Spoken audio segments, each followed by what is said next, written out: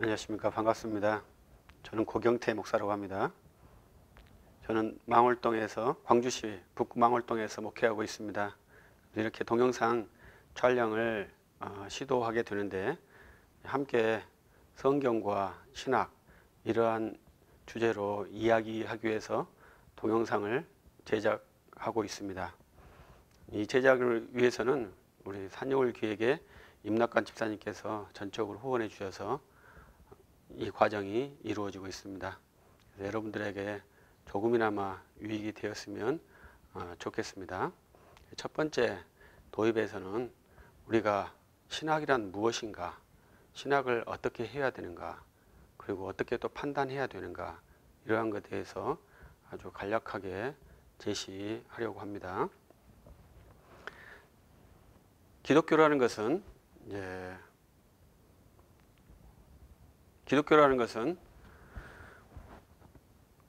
한국 종교는 아니죠. 그래서 많은 사람들이 기독교가 외래 종교라고 비판을 하는 사람들이 많이 있습니다. 근데 한국에 유교, 불교, 3대 종교가 있는데 모두 다 외래 종교죠.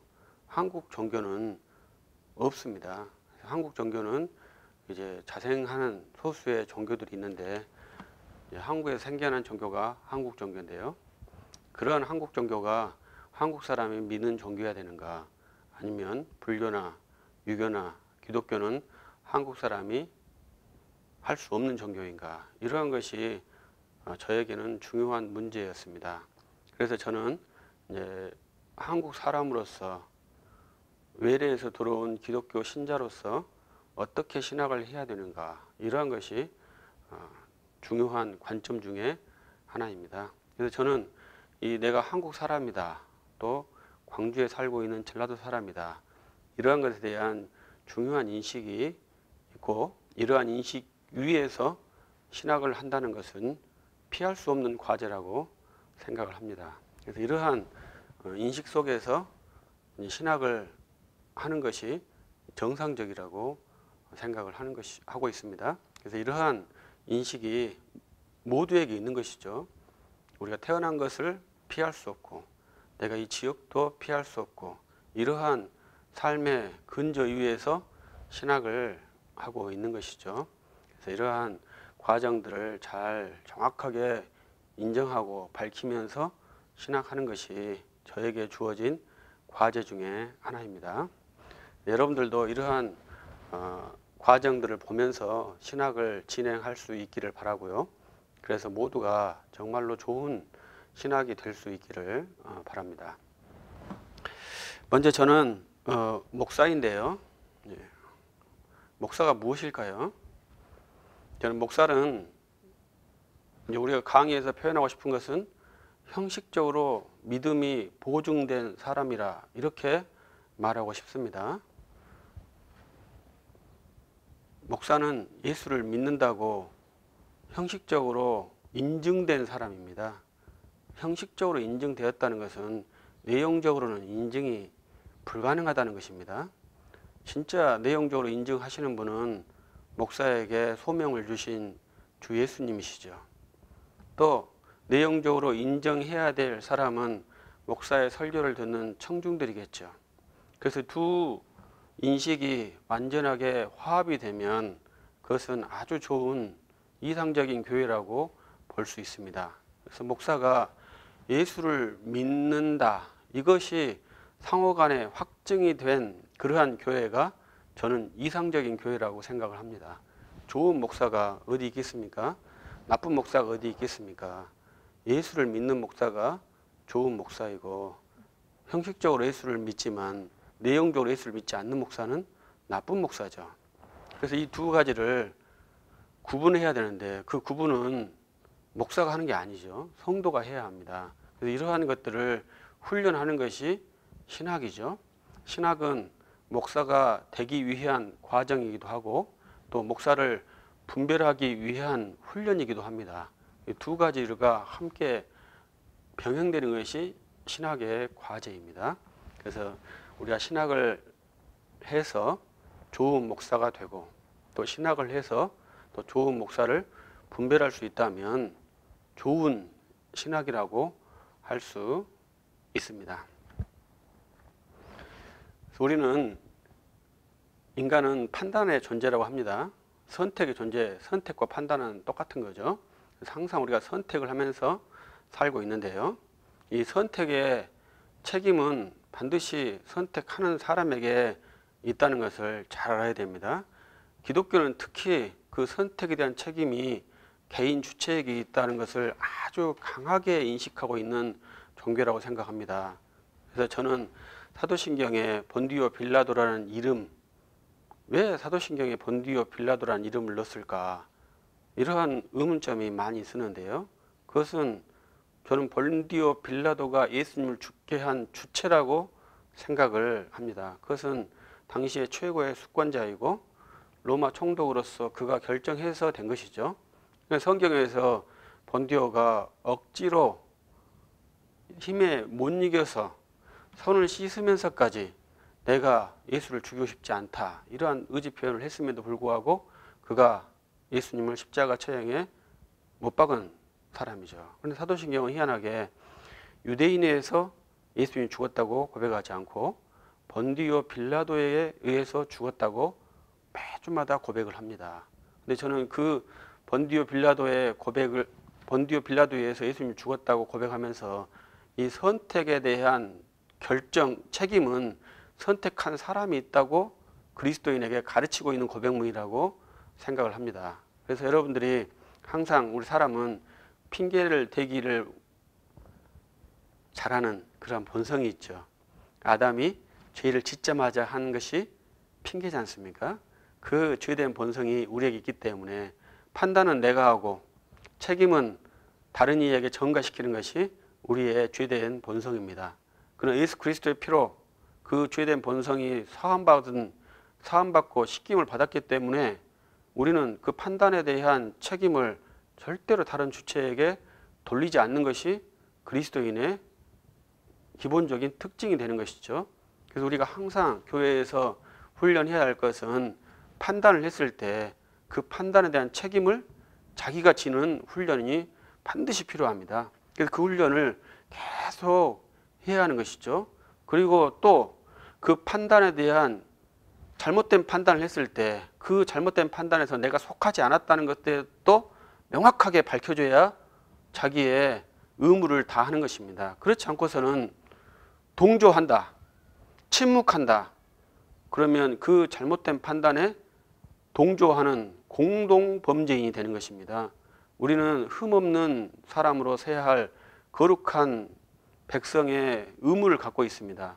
그렇기 때문에 영적으로도 그렇지만 행정적으로, 법률적으로도 흠이 없도록 많은 노력을 해야 합니다. 그것이 신학의 하는 중요한 목적 중에 하나인 것이죠. 그래서 신학은 우리가 판단을 해야 하는데 판단을 정확하게 할 수 있는 정보, 이런 것들을 제공해주고, 그러한 이제 정확하게 판단된 뒤로 그것을 결행할 수 있는 정보, 이론 체계, 이러한 것을 구성할 수 있는 훈련이 신학인 것이죠.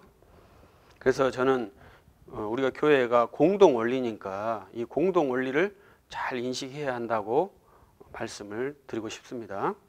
그것은 항상 공동이라는 것은 공동체적인 책임이 있다 이것이죠. 공동체가 잘못하면 그 공동체에 대한 책임을 내가 일정 부분 갖고 있다는 것을 분명히 알아야 합니다. 내가 인정하지 않았기 때문에 그 공동체에 대한 책임에서 내가 면피되는 게 아닙니다. 그 공동체가 무너지면 그 무너짐에 대한 책임이 반드시 자신에게 있다는 겁니다. 절대로 그것은 내가 아무것도 하지 않았기 때문에 나하고 책임이 없다, 이러한 생각은 그리스도인이 아니죠. 그것은 자연인들이 그 책임에 대한 핑계하는 죄인의 습성 중에 하나입니다. 우리 대한민국 예를 들자면 대한민국이 일본에게 망했을 때요, 많은 국민들이 충격을 받지 않았답니다. 그것은 조선 왕이 다스려도 일본 사람이 다스려도 힘들기는 마찬가지이기 때문에 민중들에게 오는 충격이 없었다는 것이죠. 그럼 그 민중들은 조선 사람이겠습니까? 일본 사람이겠습니까? 그냥 숨만 쉬는 거죠. 주체가 없는 것입니다. 그러나 우리 그리스도인은 그리스도의 피로 죄사함을 받으면서 형성된 것이 하나님의 자녀됨의 주체성이지 않습니까? 그 주체로서 이 교회를 이루기 때문에 이 교회가 얼마나 강한 주체인들만 모인 그런 강력한 공동체라는 것을 우리가 인식을 해야 하고, 이 강력한 공동체에서 스스로의 결정이 얼마나 중요한지도 잘 알아야 됩니다. 우리 장로교 헌법은 민주적이라 하지만 다수결의 원칙이 아닙니다. 하나님 말씀에 입각한 것이고 모든 행정적이 다수결에 가지만 강력한 반대가 있으면 거기에 결정이 유보되도록 우리 법은 정해져 있습니다. 그래서 소수가 강력한 저항과 또 하나님의 정확한 법리를 제시했을 때는 다수가 침묵하도록 법이 명문화되어 있는 그러한 것이 우리 장로교입니다. 그렇기 때문에 내가 소수이기 때문에 못한다는 것은 그것도 강자에게 굴복하는, 다수에 굴복하는 그러한 공동체의 공동범죄에 합류하는 공범이 되는 것이죠. 그래서 우리 장로교는 항상 소수파였기 때문에 소수자에 대한 배려가 정확합니다. 소수자의 의견이 중요하다는 걸 알기 때문에 소수자의 의견에 대한 법리적으로 명문화시킨 그러한 집단이 장로교 집단입니다. 그래서 저는 장로교 목사로서 장로교의 정치 원리를 지금도 연구하고 있고, 그 장로교의 정치 원리로서 교회를 실현시키고, 모든 사람들이, 교회의 지체들이 그리스도인의 양심의 자유, 그리스도의 피로 확보된 이 양심의 자유를 교회 안에서 누릴 수 있다면 그게 가장 이상적인 교회라고 생각을 합니다. 그래서 이 공동의 원리를 잘 인식하시기를 바랍니다. 그래서 내가 속한 공동체가 있는데 나는 여기에도 참여는 하지만 아무것도 하지 않는다, 이러한 것은 절대 불가능합니다. 참여하는 순간 거기에 공동체에 대한 공동 책임이 개인 당사자에게 있습니다. 그건 절대로 면할 수가 없는 것입니다. 그리고 신학은 믿음으로 하는 것입니다. 그러나 이 신학은 믿음으로 되어진 것이지만 법률적으로 되어진 것이라고 하는 것을 잘 알아야 됩니다. 신학은 개인의 사물이 아닙니다. 우리 교회의 공통재산입니다. 그리고 교회에서 혼자 생각해서 만들어 놓은 신학은 교회의 공통재산이 아닙니다. 교회에서 합의한 그러한 사물이 교회의 공통재산입니다. 그래서 신학을 했을 때는 항상 법적으로 하는 것입니다. 그래서 이 신학을 하는 사람들은 법에 대한 이해가 계속 발전돼야 되는 것이죠. 그래서 이 법으로 다 이루어지는 것을 잘 인식해야 합니다.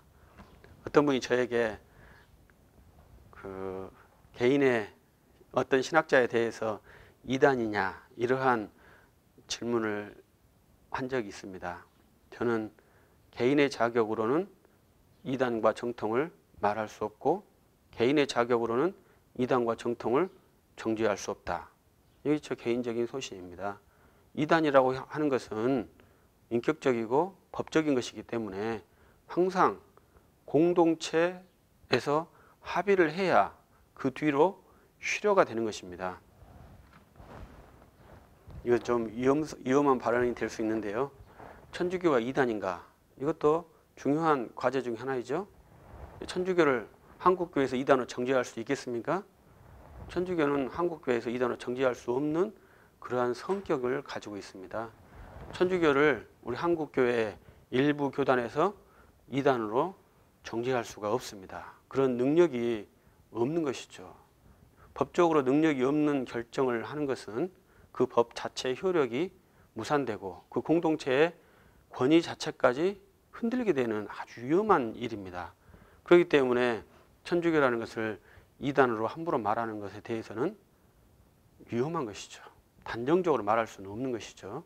그래서 단정적으로 말할 수 없는 것은 단정적으로 말하지 않는 것이 신학이죠.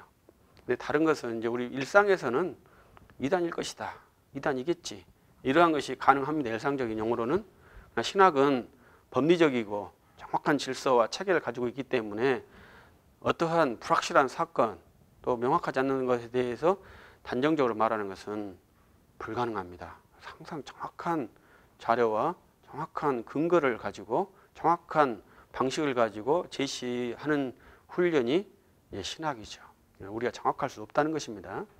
그것을 훈련하는 것이고 그 정확도를 높여가는 것이 신학인 것이죠. 그래서 우리는 이 법리적인 신학 본문을 다루고 있기 때문에 이 법이란 것은 매우 차갑고 예리하거든요. 그래서 신학을 하게 되면 차갑고 예리해질 수 있는 위험성이 있습니다. 그러나 저는 이러한 것을 칼로 비유합니다. 의사의 칼이 가장 예리하겠죠. 우리는 신학은 말로써 복음을 증거해서 영혼을 살리고 영혼을 치료하고 회복시키는 기능이 있는 도구입니다. 그렇기 때문에 영혼을 살리고 죄의 환부를 도려낼 때 예리한 칼로 도려내야 하는 것이죠. 그러려면 신학이 반드시 필요하고요. 그래서 예리한 칼로 도려낼 수 있도록 신학 훈련을 예리하게 해야 하는 것이죠. 그래서 정확한 지점에 정확한 부위를 절제해낼 수 있는 그러한 힘이 필요합니다. 그래서 신학을 반드시 해야 하는 것이죠.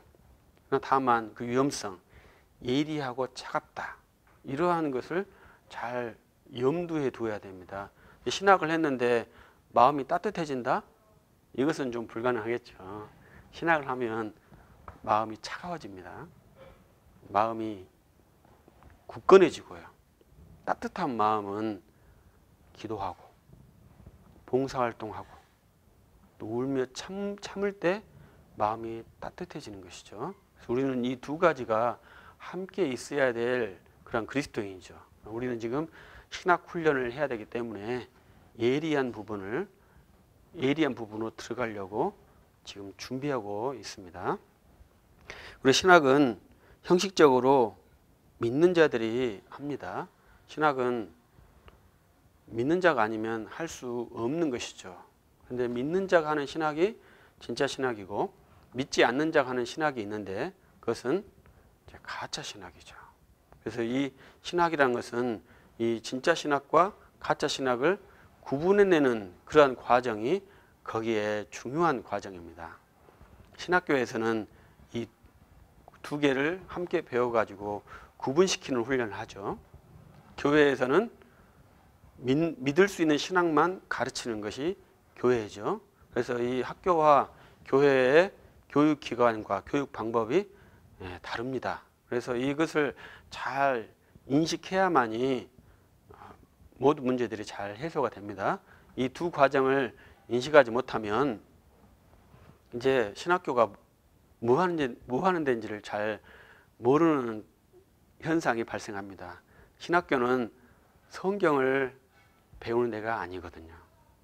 성경을 배우는 데가 아니기 때문에 이 신학교에서 성경을 배우고 싶다고 생각하는 사람은 좀 위험한 생각이죠. 발상 자체가 잘못됐죠. 신학에서는 거짓 발표된 신학들을 탐구해서 왜 이것이 거짓되었는지 그 구조를 연구하는 학문이죠. 또 그러한 구조를 잘 밝혀서 바른 신학을 연구할 수 있다고 생각하는 학문이죠. 항상 목적이 선한 목적이기 때문에 신학교에서는 선한 신학을 해도 선하게, 나쁜 신학을 공부해도 선하게 이렇게 하는 목표를 가지고 있는 것이 신학교입니다. 그래서 신학교육은 그렇게 하는 것이죠. 근데 저희는 한국성경연구원이라는 주제로 신학을 가르치고 있는데 성경에서 왜 신학을 하느냐? 그것은 성경과 신학이 필연적으로 연결되어 있어요. 분리가 되지 않습니다. 신학을 모르면 성경을 알지 못하고요. 성경을 많이 읽어서 신학화하지 못하면 또 성경이 무익한 거죠. 우리가 기독교가 2000년 역사에 있습니다. 2000년 역사 동안 목사님들이 계속 설교를 했고요. 많은 연구를 했습니다. 많은 교리적인 싸움을 했습니다. 그럴 때마다 성경 본문을 가지고 싸움을 했습니다.